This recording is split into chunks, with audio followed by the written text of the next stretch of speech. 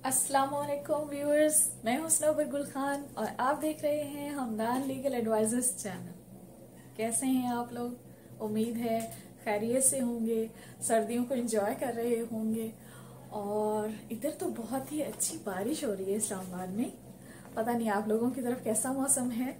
सबसे पहले तो मैं माजरत खा हूँ कि मैं बहुत लंबे अरसे के बाद आपको नजर आ रही हूँ और मैं वीडियो पोस्ट नहीं कर पाई हूँ।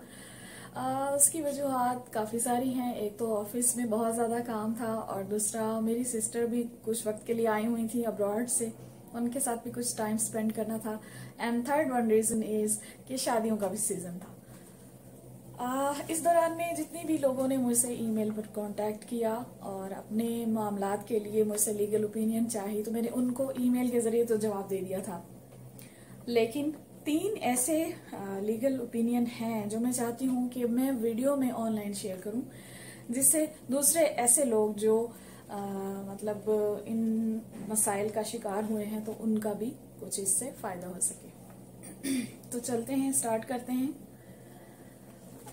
हमें जो है हमजा फारूक साहब ने शारजा से ईमेल किया, जिसके मुताबिक उन्होंने बताया कि पाकिस्तान में उन्होंने किसी एक सोसाइटी से ऑनलाइन प्लॉट की बुकिंग करवाई और उसके बाद तमाम इंस्टॉलमेंट्स जो हैं बैंक के जरिए उन्होंने सोसाइटी के डीलर को ऑनलाइन डिपॉजिट कराए। ठीक है, सोसाइटी में जो डीलर्स होते हैं जो प्लॉट्स की बुकिंग कराते हैं, लेते हैं और ब्रोशर्स को पब्लिश करते हैं, पम्फलेट बनवाते हैं या फिर ऑनलाइन साइट्स पर उसकी कोई इन्फो देते हैं, तो उसके नाम पर इन्होंने डिपॉजिट करवाए।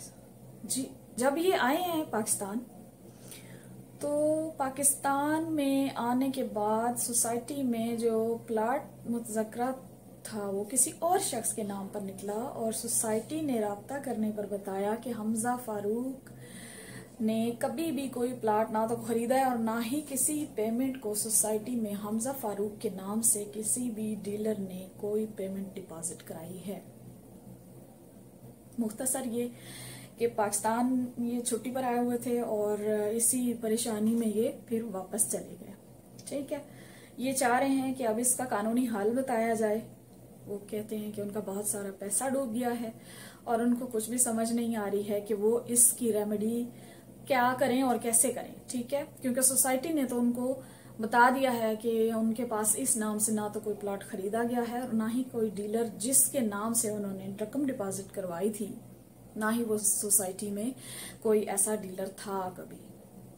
ये बहुत प्रॉब्लम आ रही है कि फेक बन चुके हैं। कुछ ऐसे डीलर्स हजरात भी हैं जो फेक ट्रांजैक्शंस करते हैं और किसी भी बने बनाए प्रोजेक्ट को सेल कर देते हैं, हालांकि वो उसकी ना तो ओनर होते हैं ना उनके पास इस तरह की कोई अथॉरिटी होती है। अब इनके पास क्या रेमेडी है उसकी तरफ चलते हैं। तो हमजा फारूक साहब, आपके लिए सबसे पहले तो ये पॉसिबल नहीं होगा कि आप पाकिस्तान में रहकर मुकदमा दायर करके खुद उसकी पैरवी कर सकें। तो आपको पहले तो ऐसे किसी दोस्त या अपने फैमिली मेंबर को पावर ऑफ अटॉर्नी देना होगा जो आपकी एब्सेंस में आपके केस में प्रोसीडिंग कर सके। हाँ, आप किस तरह के सूट फाइल कर सकते हैं और आपके लिए कौन सी रेमेडीज अवेलेबल हैं उसके बारे में मैं आपको बताती हूँ। आपके पास सिविल रेमेडी भी है और क्रिमिनल भी है। ठीक है, आपके पास जो भी आपके सबूत हैं जिससे आपने रकम बैंक के जरिए जो है वो डिपॉजिट करवाई, जो भी उसकी रसीदात हैं या जो भी आपके पास उसका प्रूफ है, उनको लेकर आप recovery of your amount, recovery का भी अपनी जो है सूट फाइल कर सकते हैं। ठीक है, दावा दायर कर सकते हैं जो आपको उर्दू में हम उसे कहेंगे दावा दिला पाने, यानी रिकवरी ऑफ द अमाउंट आप उस शख्स के नाम से फाइल करेंगे सिविल सूट। और उसके साथ साथ आप इस पर फ्रॉड का भी पर्चा दर्ज करवा सकते हैं। ठीक है, आप इस पर एफआईआर करवाकर इसको सजा करवा सकते हैं। ठीक है, और अपनी रेमेडी जो है वो अवेल कर सकते हैं। लेकिन मैं यहाँ पर आप तमाम ओवरसीज को ये कहना चाहूंगी कि जब आप लोग बाहर होते हैं और किसी भी प्रॉपर्टी को परचेज करते हैं तो काइंडली उसकी लीगलिटी को चेक कर लिया करें कि आया वो जमीन अव्वल तो है या नहीं है, और दूसरा जो शख्स आपसे ट्रांजैक्शन कर रहा है या आपसे जो भी उसकी डीलिंग चल रही है, क्या वो उस कंपनी में एफिलिएटेड भी है या उस कंपनी का अथेंटिक वर्कर भी है या नहीं है। ठीक है, क्योंकि इस तरह के मामलात, ये फ्रॉड और इस तरह आए रोज ये सुनने को मिलते हैं कि फेक ट्रांजैक्शंस करके तो लोगों का पैसा हड़प करके तो ये लोग भाग जाते हैं। ठीक है, और उसके बाद हमें मिली है दूसरी, जी इसके साथ हमें दूसरी ईमेल शाहीन अख्तर ने कराची से की है और उन्होंने बहुत सारे फैक्ट्स बताए हैं। मैं यहाँ पर आपको मुख्तसर बताऊंगी कि इस ईमेल के मुताबिक इनकी उम्र 55 साल है, 2 जवान बेटियां हैं इनकी और 2 छोटे बेटे हैं। उनकी माँ होने के बावजूद उनके शौहर ने उनको दूसरी शादी करके तलाकनामा भिजवा दिया। सास ससुर भी जिंदा नहीं है, खावंद वापस कुवैत चला गया, दूसरी बीवी भी साथ है और वो धमकियां देता है कि उसके घर से बीवी निकल जाए और उसके साहब बीवी निकल जाए और बच्चों को उसकी बहन के घर छोड़ दे। उसने 17 साल की जो बड़ी बेटी है उसका रिश्ता भी उसी बहन के घर में कर दिया है। कहता है तू बीमार है, जा अपने भाइयों के पास रहे और वही तेरा इलाज करें। तो अब मेरी बीवी नहीं है, मकान किराया पर लगा दूंगा, मैं इस उम्र में कहाँ जाऊं और शुगर की मरीज हूँ। वो रोज फोन करता है, तरह तरह की धमकियां देता है, गालियां देता है कि तू अब तक निकली क्यों नहीं है, मशवरा दें मेरे लिए कानूनी तौर पर क्या हल है। शाहीन अख्तर साहिबा, ये हमारे मुल्क का एक बहुत ही सुलगता हुआ मसला है। आए रोज शादियां भी नई हो रही हैं और तलाक के मसाइल भी बढ़ गए हैं। बस इसमें यह है कि बहुत सारे अवामिल हैं, बहुत सारे इसकी वजूहात हैं, जिनमें से एक ये भी है कि हम लोग माशरती तौर पे अगर आप देखें तो बेहिस होते जा रहे हैं दिन ब दिन। हम अपने फ़राइज़ को छोड़कर अपने हकूक़ की तरफ ज़्यादा दौड़ते रहते हैं। आपसे उसने जान छुड़वा ली है आपकी बीमारी का बहाना करके, या उसको दूसरी शादी करने के बाद उसने आपसे बिल्कुल कता ताल्लुक़ कर लिया और आपको यूं समझ लीजिए कि तलाक देकर आपको बिल्कुल दरबदर कर दिया है। ठीक है, कानूनन शरन अब आप उसकी बीवी तो नहीं है कि आप उसके घर में रह सकें, लेकिन आपने जो फैक्ट्स लिखे हैं मेरे ख्याल से ये नामुकम्मल आपने मुझे इन्फो दी है। आपने मुझे नहीं बताया कि आपकी शादी के वक्त, निकाह के वक्त आपका जो है कोई महर भी तय पाया था या नहीं तय पाया था, या घर किसके नाम है और आपने अपना महर वसूल कर लिया है या नहीं किया है। और दूसरा आपने ये भी नहीं बताया कि आपकी तलाक को अरसा कितना गुजर चुका है। और आपको मुझे ये भी बताना है कि आपको इद्दत के जो पीरियड के हैं 3 मंथ, उसका जो इद्दत का पीरियड है उसका आप खर्च भी क्लेम कर सकती हैं उससे। कोर्ट में आपके पास सिर्फ एक ही रेमेडी रह गई है। अगर आप अपने बच्चों के साथ रहना चाहती हैं और उस घर से नहीं निकलना चाहती हैं, कहीं और आपका कोई सहारा नहीं है, तो सबसे पहले आपके पास एक रेमेडी है कि आप अपने बच्चों का खर्चा नाम नफका का केस करें फैमिली कोर्ट में। अपने इलाके में जो भी आपका इलाका है वहां पर कोर्ट में आप मेंटेनेंस क्लेम करें, खर्चा का दावा करें उन बच्चों का जो बालिग नहीं है, यानी जिनकी उम्र 18 साल से कम है।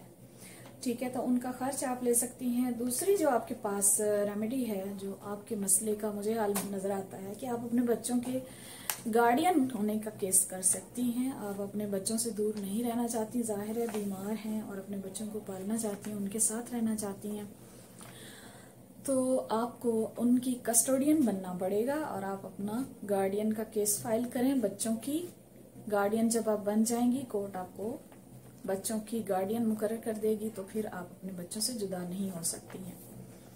ठीक है, और रही बात रिश्ता के करने की, या उसकी बहन के घर में उसने अपनी बेटी का रिश्ता कर दिया है, तो इससे आप उसको मना नहीं कर सकती हैं, क्योंकि कानूनन शरन वो जो है आपका हस्बैंड नहीं रहा। हाँ, एक सूरत हो सकती है कि अगर आपकी बेटी विलिंग नहीं है तो फिर दुनिया की कोई ताकत उससे उसकी शादी नहीं करा सकती जिसे वो पसंद ही नहीं करती। बट अगर आपकी बेटी उसमें राजी है तो फिर उसमें आप कुछ नहीं कर सकती। मैं आपकी जो है बहुत तकलीफ को महसूस कर सकती हूँ, मुझे आपसे पूरी हमदर्दी है, और आपकी जो ईमेल है उसे पढ़ के मुझे बहुत दुख हुआ। अल्लाह ताला आपके लिए आसानी करे और अल्लाह ताला आपके तमाम मसलों का हल निकाले। हाँ, जो तीसरी बात रह गई है, जो आपको वो फ़ोन कर करके धमकियाँ देता है, गालियाँ देता है, उसके लिए आप मकामी SHO को जाकर दरख्वास्त दायर कर सकती हैं। ठीक है, जो अगर आपकी ना सुने SHO तो फिर आप अपने इलाके की जो कोर्ट है वहाँ पर जाकर सेशन जज को हरासमेंट की पिटीशन भी फाइल कर सकती हैं। अल्लाह ताला आपके लिए आसानी फरमाए। अगली ईमेल हमें फाखरा बतूल ने गुजरांवाला से की है। कहती हैं उनकी शादी को 3 बरस हो चुके हैं। उनका मियाँ सऊदी अरब में वर्कशॉप पर मुलाजिम है, कार मैकेनिक है। वो शादी के बाद से अब तक दोबारा पाकिस्तान नहीं आया। वो बीमार सास और ससुर की खिदमत कर करके थक चुकी हैं। रिश्तेदार अजीज ताने देते हैं, औलाद भी नहीं है। उनका शौहर उनकी रत्ती बराबर परवाह नहीं करता, ससुर ही को खर्चा भेजता है जो घर के अखराजात के लिए भी मुश्किल से पैसे देते हैं। और मेरे वालिदैन के घर भी जाकर एक रात की रुकने की मुझे इजाज़त नहीं है। मेरे घर वाले भी बहुत परेशान हैं। मेरे लिए कानूनी और शरई तौर पर क्या हुक्म है, रहनुमाई कर दें, अल्लाह पाक आपको अजर देगा। वस्सलाम। फाखरा बतूल।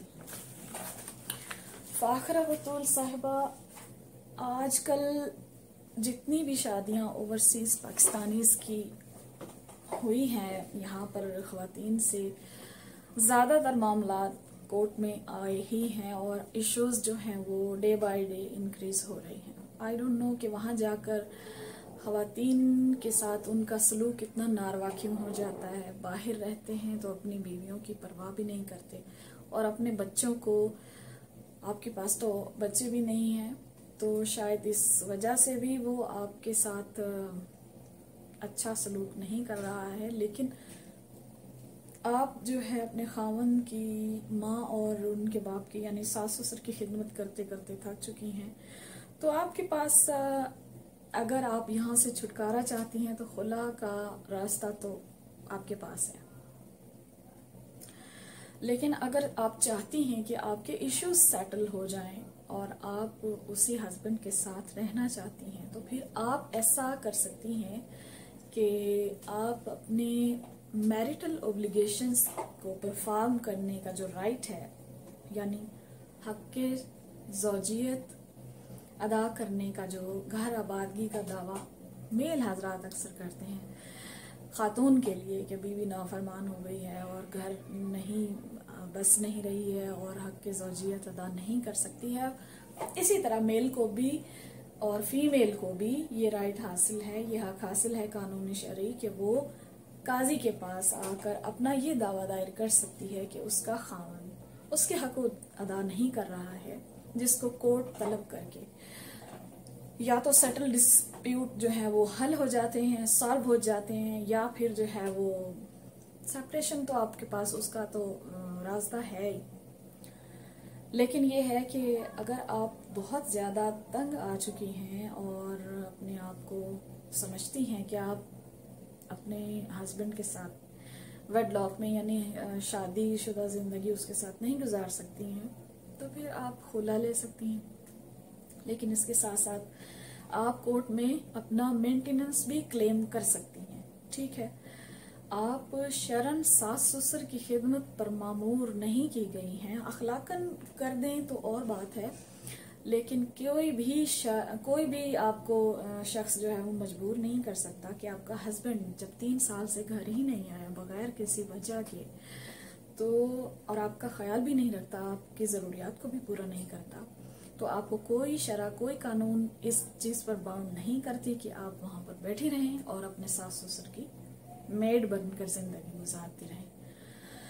तो आप अपना एक बार खुद सोच लीजिए कि आप क्या चाहती हैं, और अपने हस्बैंड पर जब आप मेंटेनेंस का या दूसरा हक़ ज़ौजियत अदा करने का आबादगी का दावा करती हैं, तो जाहिर सी बात है कि आपके हस्बैंड को थोड़ी तकलीफ तो होगी कि वो कोर्ट में या तो आ जाएगा, या तो आपका जो है वो डिस्प्यूट जो है वो सेटल हो जाएगा, या फिर ये है कि दोनों कोर्ट से एमिकेबली यानी अलग हो जाएंगे और आप अपनी ज़िंदगी को गुजार सकती हैं। आप किसी दूसरे बेहतर शख्स से शादी कर सकती हैं, आपके पास ये हक है। और ये वो दौर तो नहीं है कि इस तरह से इग्नोर होने वाली बीवी जो है वो सारी ज़िंदगी बैठी रहेगी। आप बात कीजिए मुअज़्ज़िज़ीन के ज़रिए, पहले इसको हल करने की कोशिश करें। अगर आपकी कोई नहीं सुनता तो फिर कोर्ट का रास्ता खुला है, आप आ सकती हैं, कोर्ट से अपना राइट क्लेम कर सकती हैं। इसके साथ ही आप अपने निकाहनामा की कोई आपका हक महर था या कोई आपको चीज़ निकाहनामा के वक्त जो है वो शादी के वक्त आपकी कोई तय पाई थी, कोई ज़मीन या घर मकान कुछ भी, तो उसको भी आप जो है वो क्लेम करने का दावा कर सकती हैं। इसके साथ अगर आपको कोई अगर आप वहाँ ना रहना चाहें तो वो तो साफ बात है कि आपके पास सामान जहेज की वापसी का भी आपके पास ऑप्शन है, आप केस फाइल कर सकती हैं। लेकिन अगर आप उसी घर में आबाद रहना चाहती हैं और अपने हस्बैंड से तवज्जो चाहती हैं और आप चाहती हैं कि आपकी ज़रूरियात और आपके हकूक़ अदा किए जाएं, तो फिर आप आबादगी का केस कीजिए। आज आपके तमाम तो नहीं, लेकिन जो मैंने सेलेक्ट किए थे उन तीनों पर मैंने आपसे बात भी कर ली है, कानूनी तौर पर आपको मशवरा भी दे दिया है, और उम्मीद है इससे आप लोगों को कुछ आसानी महसूस हुई होगी। बाकी ये जो कोर्ट का प्रोसीजर है, इसमें मैं पहले भी कह चुकी हूँ कि जब आप कोर्ट जाते हैं तो विद इन 1 डे आपको रिलीफ नहीं मिल जाता। डिपेंड करता है आपके नेचर ऑफ सूट पे, केस की नौयत पर, कि वो आपको कितनी देर में इसका रिलीफ देगा कोर्ट की तरफ से। इसके साथ ही मैं इजाज़त चाहूँगी। अपना बहुत सा ख्याल रखिएगा। आइंदा मैं इतना लेट वीडियो नहीं बनाऊँगी और मैं आपसे मिलती रहूँगी इन वीडियोस के ज़रिए, और आपको अपनी राय से, कानूनी राय से आगाह करती रहूँगी। अपने मसाइल के लिए मुझे आप ईमेल कर सकते हैं, मुझे आपकी आरा का इंतज़ार रहेगा। और अपना बहुत सा ख्याल रखिएगा। अपने लिए आसानी मांगिए और दूसरों के लिए आसानी पैदा कीजिए। ठीक है, अल्लाह की हिफ्ज़-ओ-अमान में रहें। अल्लाह हाफिज़।